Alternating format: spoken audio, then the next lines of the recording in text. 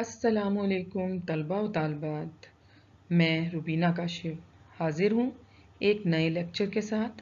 आज का लेक्चर खतूत नवीसी पर मुश्तमिल है, जो बिलखसूस जमात हश्तम के तलबा के लिए है। वैसे तो ख़त लिखने की मश्क जमात पंजम या शशम से शुरू करवा दी जाती है। आज हम सीखेंगे कि ख़त के अहम अज्जा क्या हैं, ख़त कितनी इकसाम के होते हैं और इसे लिखने का दुरुस्त तरीक़ाकार क्या है। तो आइए शुरू करते हैं। ख़त नवीसी किसे कहा जाता है? ख़त को आदी मुलाकात कहा जाता है। ख़त के ज़रिए हम अपना हाल अहवाल दूसरों को बताते हैं या दूसरों का हाल अहवाल दरियाफ़्त करते हैं। ख़त दफ्तरी मकासद के लिए भी लिखे जाते हैं, जिनमें मुख्तलिफ़ मसाइल और इनके हल के बारे में लिखा जाता है। तो आइए देख लेते हैं ख़त के अहम या बुनियादी अज्जा कौन कौन से हैं, जो मैंने बिलतरतीब यहाँ लिख दिए हैं। सबसे पहले आता है पता। पता में आप मुकाम रवानगी का हवाला देते हैं और उसके बाद आप तारीख़ लिखते हैं, जो ख़त के बिल्कुल दाएं जानिब, इंतहाई दाएं जानिब लिखा जाता है। उसके बिल्कुल अगली सतर पर अलकाब व आदाब का हवाला दिया जाता है। अलकाब वो नाम होता है जो आप ख़त लिखने वाले को जिस नाम से पुकारते हैं। अब ये होता ये है कि अलकाब ख़त लिखने वाले की उम्र, रुतबे और उसके रिश्ते के मुताबिक लिखा जाता है। जैसा कि अगर आप अपनी किसी दोस्त को ख़त लिख रहे हैं तो आप लिखेंगे प्यारे दोस्त या अज़ीज़ दोस्त। अगर आप चचा जान के नाम ख़त लिख रहे हैं तो आप लिख सकते हैं मोहतरम चचा जान या प्यारे चचा जान। ठीक है। इसी तरह आप किसी भी को ख़त लिख रहे हैं, आप उसकी उम्र, रुतबे और रिश्ते का ख्याल रखेंगे। अब अलकाब के साथ ही मैंने आदाब का लफ्ज़ भी लिखा है। आदाब सलाम, ग्रीटिंग्स को कहते हैं। आप सलाम की सूरत में अस्सलाम वालेकुम भी लिख सकते हैं या आप खाली आदाब भी लिख सकते हैं। तो ये इसका दूसरा जुज़ है ख़त लिखने का। ख़त लिखने का तीसरा जुज़ है हाल और अहवाल। हाल और अहवाल ख़ास तौर पर नफ्स मज़मून का एक हिस्सा है। नफ्स मज़मून में हाल अहवाल और असल ख़त का असल मकसद दोनों ही आ जाते हैं। नफ्स मज़मून किसी भी तहरीर का वो हिस्सा होता है जो मौजू से मुताबिकत रखता है या जिस मौजू पर लिखने को कहा जाता है। ठीक है। तो नफ्स मज़मून में हाल अहवाल सबसे पहले आएंगे कि जैसे ही अगर तो आप अपने किसी रिश्तेदार, अज़ीज़ या दोस्त को ख़त लिख रहे हैं तो उसमें हाल अहवाल बयान किया जाता है। अगर वो किसी दफ्तरी नौइयत का ख़त है तो उसमें हाल अहवाल की ज़रूरत नहीं होती, उसमें खाली आप असल मकसद की बात करते हैं। अब हाल अहवाल के बाद आप असल मकसद बयान करते हैं, जो कि ख़त का ख़ास कह लें कि एक ख़त का सबसे अहम जुज़ है, जिसके सबसे ज़्यादा नंबर शुमार किए जाते हैं। उसके बाद दुआया जुमले होते हैं, जिसमें आप खुदा हाफिज़ कहते हैं। खुदा हाफिज़ से पहले एक आधा जुमला आप किसी दुआ की शक्ल में भी दे सकते हैं, जैसे कि खुदा आपका हामी व नासिर हो, या फिर आप हमेशा खुश रहें, मुझे दुआओं में याद रखें, या फिर मैं आप खुसूसी मेरी दुआओं में शामिल होते हैं। तो इस तरह के आप जुमलों के साथ जो है ख़त का इख्तिताम कर सकते हैं। लेकिन दुआया जुमले के बाद आप अल्लाह हाफिज़ या खुदा हाफिज़ ज़रूर लिखें, ताकि पता चले ख़त आपका अब ख़त्म हो गया है। उसके बाद इख्तितामिया होता है दुआया जुमले के फ़ौरन बाद, और वो बिल्कुल ख़त के बाएं जानिब लिखा जाता है, जिसमें ख़त लिखने वाला अपना नाम बताता है कि आपका दोस्त। अगर आप दोस्त को लिख रहे हैं तो आप इख्तिताम यूँ करेंगे, आपका दोस्त या आपका खैर ख्वाह या आपका खैर अंदेश। ठीक है। तो कोई भी आप इस तरह अपना हवाला देकर अपना तारुफ नाम की शक्ल में या फिर रोल नंबर की शक्ल में कर सकते हैं। तो आइए अब देख लेते हैं ख़त की कितनी अक़साम होती हैं। ख़त की दो अक़साम होती हैं। ख़त दो किस्म का होता है। एक ख़त होता है रस्मी ख़त और दूसरा गैर रस्मी ख़त। अब इनकी मज़ीद हम तफसील जान लेते हैं। सबसे पहले आता है जी रस्मी ख़त। रस्मी ख़त वो होते हैं जो हम किसी साहिब इख्तियार को लिखते हैं, जिनमें आमतौर पर अपने मसाइल और उन मसाइल के हालात से आगाह किया जाता है और फिर उन मसाइल के हल के लिए एक तरह से दरख्वास्त की जाती है। इसलिए रस्मी ख़त और दरख्वास्त में ख़ास फ़र्क नहीं होता। बाज़ औक़ात तो होता ये है कि हमें मुख्तलिफ़ महकमों के अफसरान के नाम ख़त लिखने की ज़रूरत पेश आ जाती है, जिसमें हम कोई अर्ज़ या गुजारिश करते हैं। अब देखते हैं गैर रस्मी ख़त किसे कहते हैं। गैर रस्मी ख़त वो होते हैं जो अपने दोस्त, अहबाब, रिश्तेदार, अजीज़ या वालिदैन को लिखे जाते हैं। इन खतूत में जज्बात और ख़यालात का बेसाख्ता ज़िक्र होता है। इसमें आप हाल अहवाल भी पूछते हैं, अपना हाल भी बताते हैं, इसलिए ये गैर रस्मी खतूत कहलाते हैं।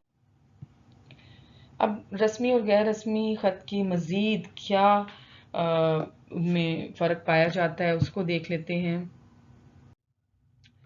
रस्मी और गैर रस्मी ख़त में फ़र्क। रस्मी ख़त किसी स्कूल प्रिंसिपल, सरकारी अफसर, मुदीर, कारोबारी अफसर को लिखा जाता है, ठीक है। तो इसमें आप इस बात का ख्याल रखते हैं कि ये ख़त आप किसी ऐसे शख्सियत को लिखते हैं जिनको आप ज़ाती तौर पर नहीं जानते, या जानते भी हैं तो उनके साथ कोई बेतकल्लफ़ाना अंदाज नहीं अपनाते, ठीक है। तो इस लिहाज से आप इसको एक दरख्वास्त की शक्ल में लिखते हैं, ठीक है। इसमें हाल अहवाल पर ज़ोर नहीं दिया जाता, ना उनका हाल अहवाल पूछा जाता है, ना अपना बताया जाता है। ये ख़त किसी ख़ास मकसद या उस मकसद के मसले या मसले के हल के लिए लिखा जाता है, जिसमें अंदाज़ रस्मी होता है, यानी कि जिसका अंदाज़ रस्मी पन होता है, उसमें मज़मून मुख्तसर होता है, अलक़ाब व आदाब में फ़र्क होता है, रुखसती कलमात में गैर ज़रूरी तवालत से इज्तनाब किया जाता है, ठीक है। जैसे हम गैर रस्मी ख़त में तो दुआ देते हैं, दुआया जुमले इस्तेमाल करते हैं, इसमें ऐसा कुछ नहीं होता। गैर रस्मी ख़त दोस्त, अहबाब और रिश्तेदारों को लिखे जाते हैं। इस ख़त में कातिब मकतूब अलैह का हाल अहवाल मालूम करने के लिए और अपना बताने के लिए ख़त लिखता है। अंदाज में बेतकल्लफ़ी और अपनापन होता है, मज़मून में तफसील होती है, अलक़ाब व आदाब में फ़र्क होता है, रुखसती कलमात में मोहब्बत के जज्बात नुमायाँ होते हैं, ठीक है। उम्मीद है आपको इसका फ़र्क वाज़ेह तौर पर समझ आ गया होगा। अब हम देख लेते हैं ख़त का एक नमूना, एक खाका। ये ख़त का पैटर्न है, खाका है, जो भी आप इसको कह लें, कि आप ख़त किस तरह लिखेंगे, कौन सा जुमला कहाँ से शुरू किया जाएगा या कौन सा जुज़ कहाँ पे आएगा। तो आप देख सकते हैं सबसे पहले लिखा गया है कमरा इम्तिहान। आप कमरा इम्तिहान भी लिख सकते हैं और यहाँ पे अपना असल पता भी लिख सकते हैं जहाँ से आप ख़त लिख रहे हैं।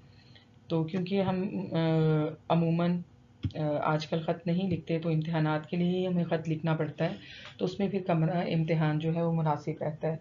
तो ये देखें, एरो का निशान मैंने इस तरफ लगाया है, ब्रैकेट में लिखा हुआ है पता और मुकाम रवानगी कि बुनियादी तौर पर ये जो कमरा इम्तिहान है वो आपका पता कहलाता है और मुकाम रवानगी कहलाता है, ठीक है। अब ये जो अलिफ बे जीम मैंने लिखा हुआ है, ये ज़रूरी नहीं है कि आप लिखें, लेकिन लिख भी दें तो कोई मुज़ायका नहीं है। शहर का नाम अलिफ बे जीम, ये शहर के नाम को ज़ाहिर कर रहा है। और तीसरा जो आप देख रहे हैं 3 अप्रैल 2024 लिखा हुआ है, ये तारीख़ को ज़ाहिर कर रहा है, ठीक है।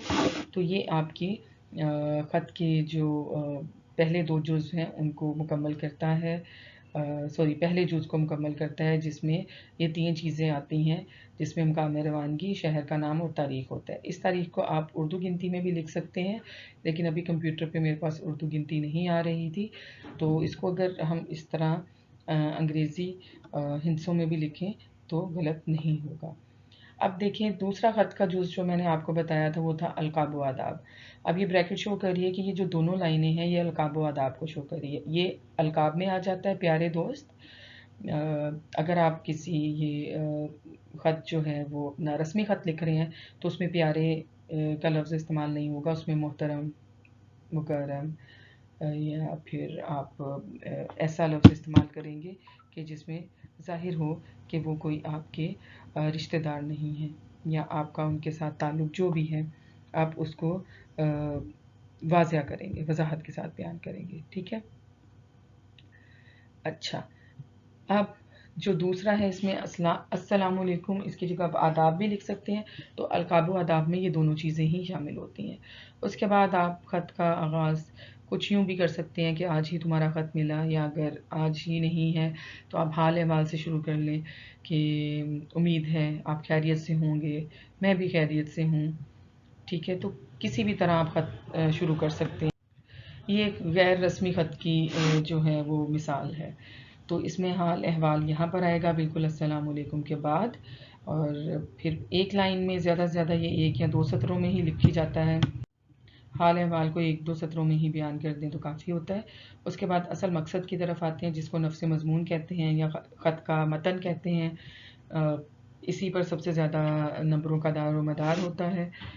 جب آپ اپنا اصل مقصد بیان کر لیں، نفس مضمون مکمل ہو جائے، تو پھر آپ خدا حافظ لکھیں گے۔ خدا حافظ سے پہلے آپ کچھ دعائیہ کلمات بھی لکھ سکتے ہیں، جس میں 1-2 دعائیں شامل ہو جائیں، اور خدا حافظ بھی ایک طرح کی دعا ہی ہے، اس کو دعائیہ کلمات میں ہی شامل کیا جاتا ہے، ٹھیک ہے؟